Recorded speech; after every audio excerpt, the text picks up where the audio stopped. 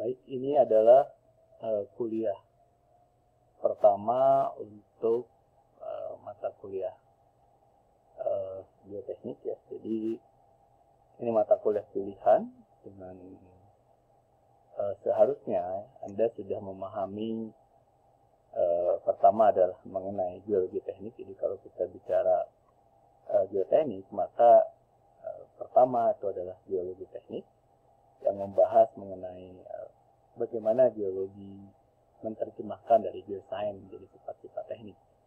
Yang kedua, geomekanika. Jadi geomekanika itu kita bicara mengenai perilaku tanah ataupun batuan. Dan sekarang baru kita bicara bioteknik.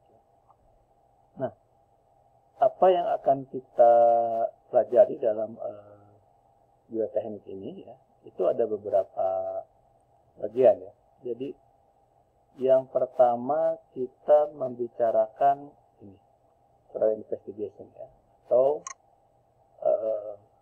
kenapa kita hanya fokus ke soil ya. Jadi kalau untuk bioteknik yang berhubungan erat dengan teknik sipil itu memang lebih banyak kita membicarakan mengenai soil ya. Tetapi kalau nanti ada satu bagian tersendiri kita coba mengenai geoteknik tambang, maka di situ juga nanti kita akan membagi melihat ke dalam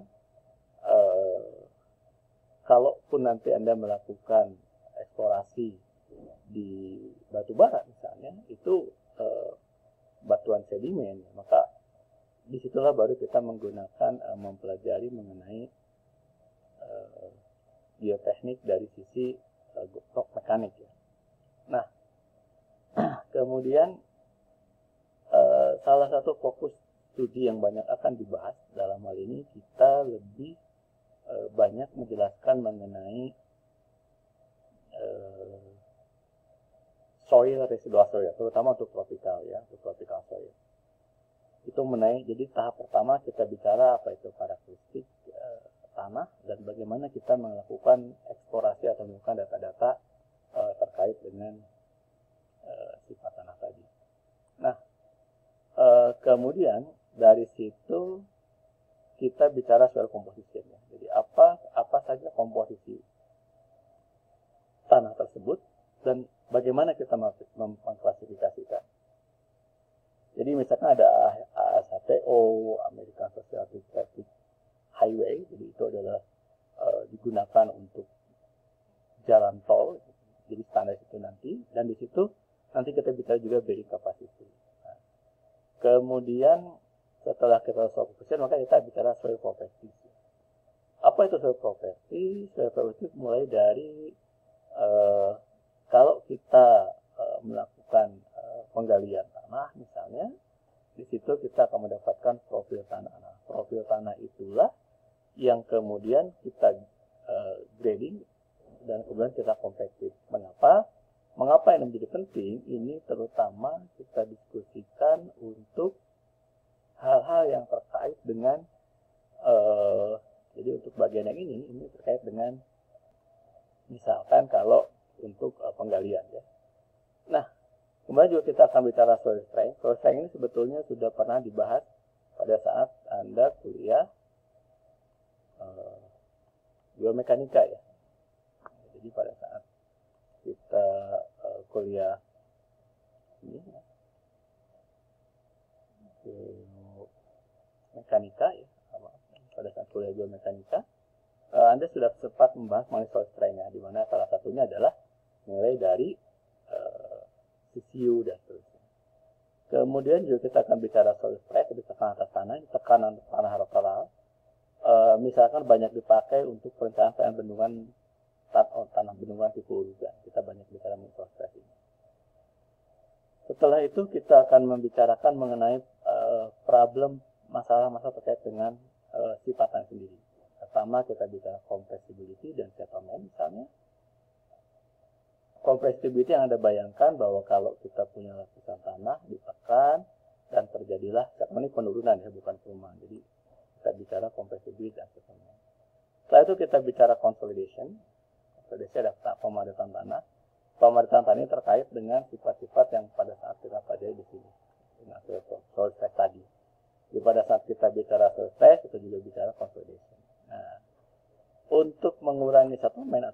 pengerukan tanah, maka biasa dilakukan dengan ground improvement.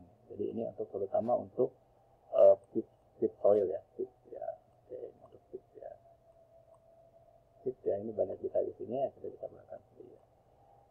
Nah, itu adalah hal-hal yang terkait dengan soil problem.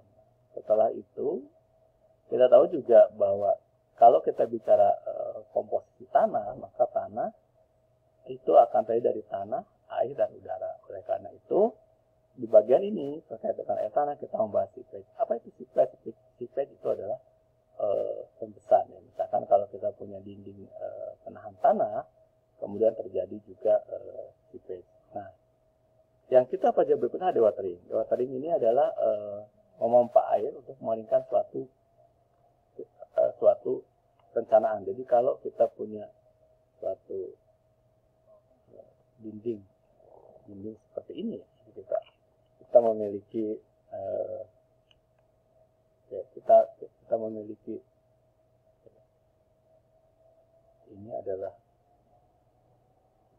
desain yang kita buat ya. Jadi desain yang kita buat itu misalkan seperti ini kita akan membangun suatu apa istilahnya tuh, kalau Anda bayangkan kita gedung tinggi ya, kita memiliki gedung tinggi, kita akan bangun seperti ini. Oke. Nah, ini kan ada muka air tanah. Oke. Ini muka air tanah, ini muka tanah ya, ini muka tanah. Seperti ini adalah muka air tanah. Sebetulnya posisi air kan ada di sini. Posisi air. Nah, yang dilakukan adalah selama proses konstruksi maka kita sebut dengan dewatering ini. Dewatering itu adalah air ini kita pompa keluar hingga muka air tanah turun menjadi bentuknya seperti ini. Nah, penurunan muka air tanah ini ya, ini akan berdampak terhadap lokasi sekitar. Karena itu ya, artinya apa? Kalau di sini ada satu bangunan ya, kalau nanti kita over pumping misalkan, maka ini akan mengakibatkan turun settlement. Jadi inilah jadi akibat dari dewatering ini, maka kemudian akan terjadi settlement. Kira-kira yang kita pelajari. Oke. Pada bagian berikutnya kita akan mengenai fondasi. Jadi bagaimana kita mendesain suatu fondasi ya. Tentu tidak sedetail kalau ketika teman-teman sipil, tapi beberapa dasar teknik fondasi termasuk juga speeding footing. Jadi speeding footing ini adalah kalau kita punya ingin membangun sesuatu, gedung di atasnya, yang dua kita bangun seperti ini adalah fondasi dalam. Kemudian nanti kita akan memiliki cap seperti ini, kemudian kita bangun gedung di atasnya. Oke, seperti inilah. Atau kita speed footing foundation.